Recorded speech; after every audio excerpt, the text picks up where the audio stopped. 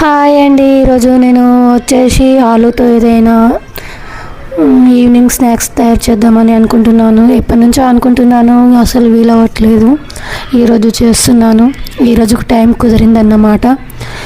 ఇవి వచ్చేసి ఆలు వెరైటీగా, అంటే మా చిన్నోనికి ఈవినింగ్ అవుతుంది కాబట్టి చిప్స్లా చేద్దామని అనుకుంటున్నాను. దానికి ఆలూనైతే తీసుకొని చాప్ అయితే చేస్తున్నాను, కానీ అవి రావట్లేదు. చిన్న చిన్నగా అలా కట్ అవుతున్నాయి.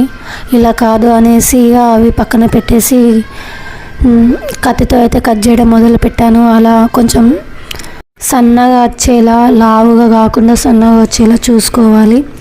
అలా కట్ చేసుకున్న తర్వాత దాన్ని కొంచెం చల్లటి నీటిలో అలా 10 నిమిషాలు వదిలేయాలి. అలా వాటిని కడిగిన తరువాత వీలును బట్టి అయితే ఎండలోనూ, లేకపోతే నేను అప్పటికప్పుడే చేస్తున్నాను కాబట్టి కొంచెం తవాలతో పదన లేకుండా ఉంచుకోవాలి 10 నిమిషాల పాటు. ఎండలో ఉంచితే మాత్రం మరుసటి రోజు వాటిని బాగా డీప్ ఆయిల్లో వేస్తే మాత్రం మనకు కావాల్సిన చెప్పులు తయారైపోతాయి. నేను మాత్రం అప్పటికప్పుడే చేస్తున్నా కాబట్టి టవలో ఆరబెట్టుకొని తర్వాత దాని పదనంతా వెళ్ళిపోయాక, మొత్తం డ్రై అయిపోయాక నేను డీప్ ఆయిల్లో వేసి వేయించుకుంటున్నాను. అలా వేయించుకున్న తర్వాత ఆయిల్ బాగా హీట్ ఉండాలి. అలా వేయించుకున్న తర్వాత ఇంకేముంది, దాని మీద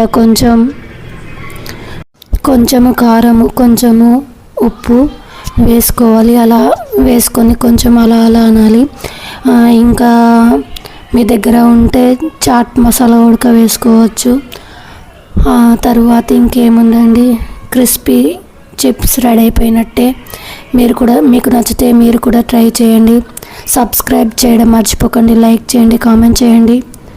ఈవినింగ్ అయితే చాలు ఏదో ఒకటి తినాలనిపిస్తుంది. మరి మీరు ఏం తిన్నారో కామెంట్ చేయండి. మా వారు టేస్ట్ చూసి చెప్తున్నారు. Thank you. Bye bye.